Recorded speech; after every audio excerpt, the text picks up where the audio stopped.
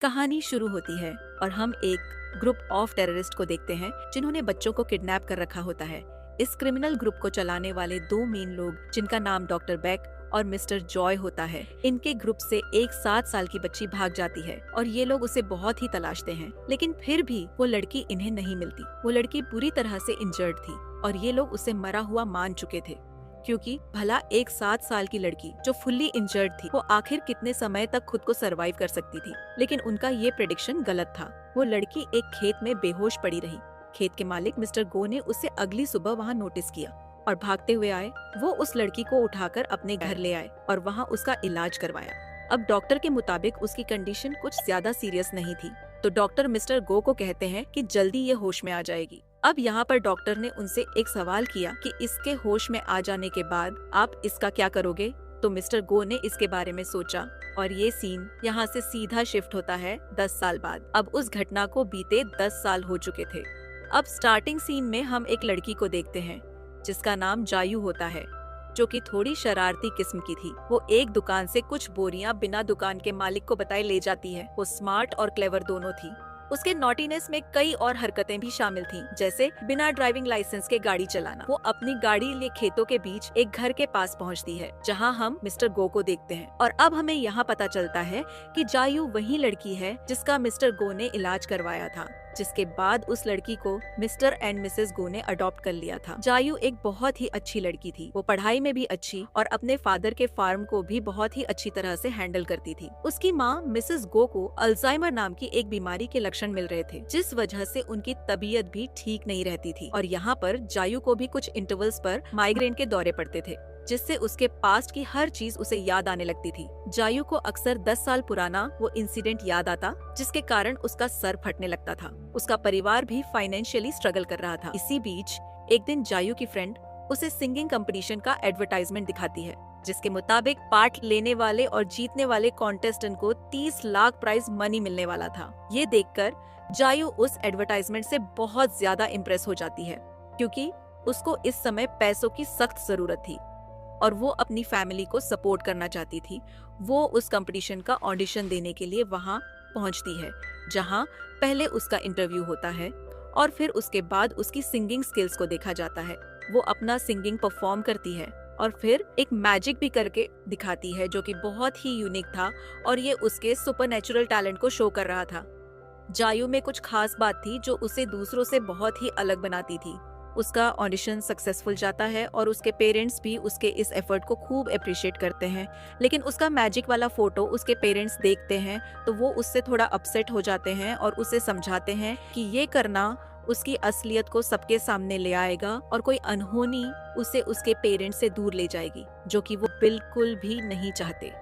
Next day जायू school से उस singing studio जा रही होती है जहां उसका सिलेक्शन अगले राउंड के लिए हुआ था। रास्ते में वो अपनी फ्रेंड के साथ मस्ती मजाक कर रही थी कि तभी उसकी सीट के सामने बैठा हुआ एक शख्स जिसका नाम नोबल मैन होता है, वो उससे बात करने के लिए अप्रोच करता है। नोबल मैन दिखने में तो एक बहुत ही सीधा साधा शख्स दिखाई दे रहा था, लेकिन इसके पीछे कोई खतरनाक कैरेक्टर छुपा था। और ऐसा मैं क्यों कह रही हूँ ये आपको जल्दी समझ आ जाएगा। नोबल मैन दावा करता है कि वो जायू को जानता है और उसे उसका अतीत याद दिलाने की कोशिश करता है। उसके मुताबिक जायू के साथ जो भी आज से 10 साल पहले घटा था उसमें वो भी शामिल था, लेकिन जायू को कुछ भी याद नहीं आता। इस पर उसकी फ्रेंड नोबल मैन पर चिढ़ जाती है और उसे बुरा भला कहती है। इसके बाद वो शख्स वहाँ से उठकर उस मेट्रो के दूसरे कंपार्टमेंट की तरफ बढ़ता है कि तभी वो गलती से किसी शख्स से टकरा जाता है और फिर नोबल मैन उस इंसान को बुरी तरह से पीट पीट कर अधमरा कर देता है और फिर वो उसे चलती मेट्रो से बाहर फेंक देता है। ये सीन वाकई में बेहद डरावना था, जहाँ हम नोबल मैन के स्वीट से दिखने वाले चेहरे के पीछे के खतरनाक रूप को देखते हैं। अब ये नोबल मैन असल में कौन था और उसका जायू से क्या कनेक्शन था, ये सब हमें मूवी में आगे पता चलेगा। अब सीन यहाँ से शिफ्ट होता है और नेक्स्ट सीन में हम देखते हैं कि जायू स्टूडियो पहुँचती है और इस राउंड को भी वो जीत जाती है और वो क्वार्टर फाइनल के लिए क्वालिफाई कर जाती है। तभी आते वक्त जायू को बहुत ही डिस्कम्फर्ट महसूस होता है। वो बाथरूम में एंटर होती है जहाँ उसके मुंह और नाक से खून निकलने लगता है और उसे फिर से माइग्रेन के अटैक्स आने लगते हैं, जहाँ हमें फ्लैशबैक का एक सीन दिखाया जाता है जिसके अकॉर्डिंग जायू को डॉक्टर कहते हैं कि अब वो ज्यादा दिन जिंदा नहीं रह पाएगी और उसके पास कुछ ही दिन बाकी हैं। इसके बाद वो थोड़ा नॉर्मल होकर वहाँ से बाहर निकलती है। वो और उसकी फ्रेंड टैक्सी का वेट ही कर रहे होते हैं कि तभी एक ब्लैक कार उसके सामने आकर रुकती है और उस कार से जॉय निकलता है और ये वही शख्स था जिसने मूवी की स्टार्टिंग में जायू को पकड़ना चाहा था। वो जायू को लिफ्ट के लिए अप्रोच करता है, लेकिन उसका असली मकसद किडनैपिंग था। लेकिन जायू और उसके फ्रेंड को सही समय पर टैक्सी मिल जाती है और वो उसे अवॉइड करके अपनी टैक्सी की तरफ बढ़ जाते हैं। अब गाइस, आपके मन में एक सवाल आ रहा होगा कि जॉय इतने सालों बाद जायू के पास कैसे पहुंचा और वो फिर से उससे किडनैप क्यों करना चाहता है। असल में जब जायू टेलीविजन पर गई थी तब वो पूरी कंट्री में फेमस हो गई थी और उसका सिंगिंग फुटेज पहुंचता है डॉक्टर बेक और जॉय के पास, जो कि तुरंत उसे पहचान जाते हैं कि ये वही लड़की है जो आज से 10 साल पहले उनकी पकड़ से आजाद होते हुए भाग गई थी। क्योंकि सिंगिंग के बाद जब उसने वो मैजिक शो किया था तो इससे उन्होंने तुरंत ही प्रिडिक्ट कर लिया कि ये वही लड़की है जो आज से 10 साल पहले उनकी पकड़ से भाग गई थी। अब दूसरी तरफ जॉय और डॉक्टर बेक के बीच लड़ाई शुरू हो जाती है, जहां डॉक्टर बेक जॉय को अपनी टीम से बाहर निकालना चाहती थी, लेकिन जॉय इसके लिए राजी नहीं था। खैर, अब सीन यहाँ से शिफ्ट होता है और जायू बस स्टैंड पर उतरती है और बस का इंतजार कर रही होती है कि तभी नोबल मैन की गाड़ी उसके करीब आती है और वो भी उसे लिफ्ट देने के लिए अप्रोच करता है। और जब वो उसे मना करती है तो नोबल मैन उसकी फैमिली की उसे याद दिलाता है कि उनकी जान को भी खतरा बन सकता है। ये सुनते ही जायू सीधा अपने घर की तरफ भागती है और उसकी फ्रेंड भी अपने डैड को फोन करती है, जो कि पुलिस में थे। घर पहुंचकर अपने माता पिता को नॉर्मल देकर उसकी जान में जान आती है और जायू को वो लोग वापस से किडनैप करने की पूरी तैयारी में थे। जैसा कि मैंने मूवी के स्टार्टिंग में ही बताया था, उसी रात जब उसकी फैमिली के सभी लोग सो रहे थे तो जायू को फिर से माइग्रेन का दौरा पड़ता है। वो अपना सर पकड़कर रोने लगती है और उसकी फ्रेंड उस वक्त वॉशरूम के लिए बाहर जाती है। कुछ ही देर में जायू को बाहर से हल्की सी आवाज आती है, जिससे वो उठकर बैठ जाती है कि तभी उस पर एक आदमी गन पॉइंट कर लेता है और एक शख्स ने उसकी फ्रंट की गर्दन पर भी चाकू रखा हुआ था और ये वही आदमी था जो जायू को किडनैप करना चाहता था और आधी रात में ये जायू के घर में घुस आया था। अब ये लोग जायू को अपने साथ चलने के लिए कहते हैं कि तभी जायू को माइग्रेन का अटैक आने लगता है और वो बहुत ही ज्यादा डिस्टर्ब और फ्रस्ट्रेटेड फील करने लगती है। तभी एक शख्स जायू को पकड़कर उसे ले जाने की कोशिश करता है, लेकिन जायू तभी एकदम से गुस्से से लाल हो जाती है और उसे एक जोरदार हिट करती है और वहाँ के सभी किडनैपर्स को वो शूट कर देती है। उसने ये सब कैसे कर लिया था ये उसे खुद को भी नहीं पता था, क्योंकि नॉर्मल होने के बाद वो खुद भी इन चीजों को देखकर बहुत ही घबरा गई थी। अब हमें जायू का असली रूप देखने को मिलता है। तभी वहाँ नोबल मैन और उसके साथ एक क्रिमिनल लड़की आती है जो कि उन पर हंसने लगती है।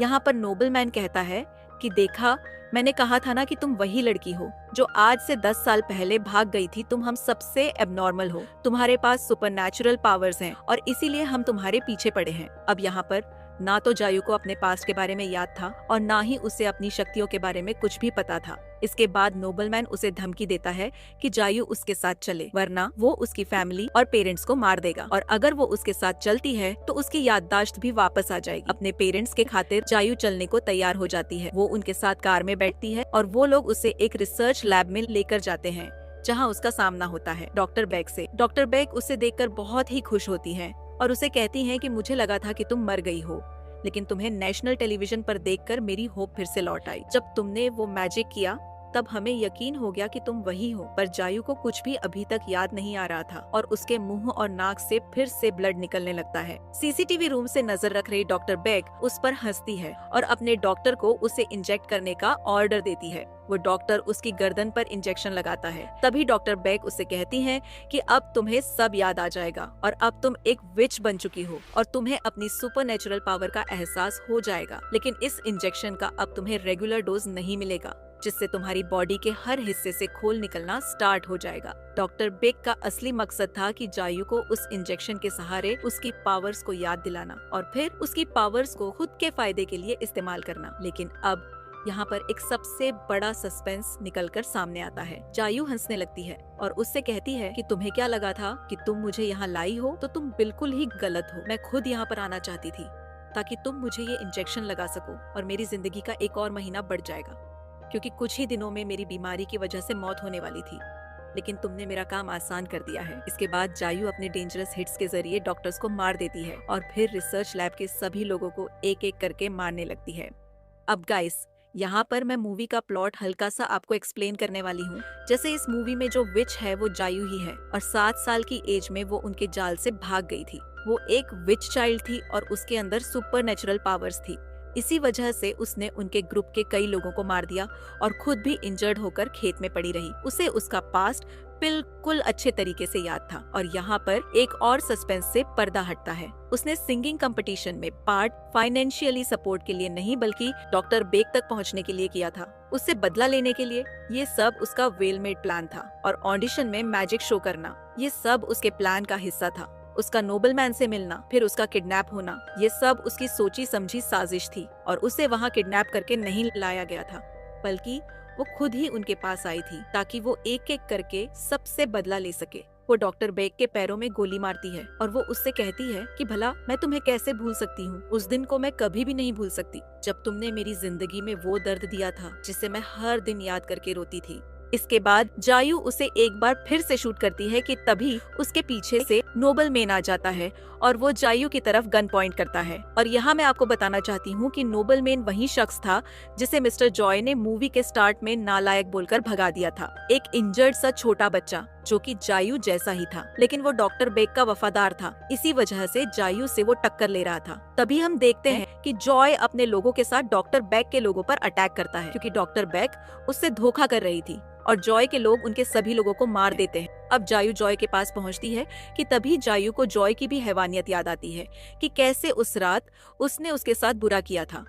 यहाँ पर जॉय डॉक्टर बेक को शूट कर देता है और फिर जॉय जायू को मारने की कोशिश करता है, लेकिन जायू अपने पावर्स के जरिए उसे मौत के घाट उतार देती है। अब बचते हैं सिर्फ 2 लोग, नोबलमैन और जायू। दोनों के बीच एक बहुत ही जबरदस्त फाइट होती है जिसमें जायू नोबलमैन को मार देती है और वो उससे उस हेडक्वार्टर का एड्रेस पूछती है जहां उसे उसकी डिसीज का वैक्सीनेशन मिलेगा, जिसके बाद जायू नोबलमैन को मार देती है। अब सीन शिफ्ट होता है और हम देखते हैं कि जायू हॉस्पिटल पहुंचती है अपने पेरेंट्स के पास और वहां पहुंचकर वो अपनी माँ को अपना वैक्सीनेशन देती है। अब उसके पास भी जिंदा रहने के लिए कम समय था और वो मरना नहीं चाहती थी। अब यहाँ पर एट द लास्ट जायू के फादर मिस्टर गो यहाँ पर सस्पेंस पर से एक और खुलासा करते हैं, जहाँ वो बताते हैं कि असल में उस रात जब वो उन्हें घायल मिली थी तो मिस्टर गो को पता था कि वो एक विच है, क्योंकि उसके वहाँ आते ही उनके फार्म के कई जानवर मर गए थे। वो उसे कहीं दूर भेज देना चाहते थे, लेकिन मिसेस गो ने फोर्स किया। जायू को उनको पालने और अपने साथ रखने का ये सुनने के बाद जायू और उसके फादर इमोशनल हो जाते हैं। जायू कहती है कि वो उनके पास दोबारा जरूर लौटेगी। इसके बाद हम मूवी के बिल्कुल एंड में पहुंच जाते हैं, जहां हमें 3 मंथ आगे का समय दिखाया जाता है और जायू को हेडक्वार्टर का एड्रेस मिल चुका था। वो हेडक्वार्टर पहुंचती है जहां पर हेडक्वार्टर ऑपरेट करने वाली डॉक्टर बेक की हमशक्ल बहन होती है, जिसे जायू की तबाही के बारे में पता चल चुका था। वो अंदर से उससे बहुत ही डरी हुई थी, जिस वजह से वो जायू को वैक्सीनेशन दे देती है, जो कि परमानेंट है और जिससे जायू मरने से बच जाएगी। और वहीं पास में खड़ी डॉक्टर बेक की बहन की असिस्टेंट जायू पर हमला करने की कोशिश करती है, जिस पर जायू कहती है कि अगर तुमने मुझे छुआ भी तो मैं तुम्हारा भेजा उड़ा दूंगी। और उसके इतना कहते ही ये मूवी यहीं पर खत्म हो जाती है। और ये था इस मूवी का पार्ट 1। मैं इसका सेकंड पार्ट भी जल्द ही लेकर आऊंगी। अगर वीडियो पसंद आई है तो वीडियो को लाइक एंड शेयर कर देना और चैनल को सब्सक्राइब भी कर देना। फिर मिलते हैं नेक्स्ट वीडियो में, तब तक के लिए बाय बाय।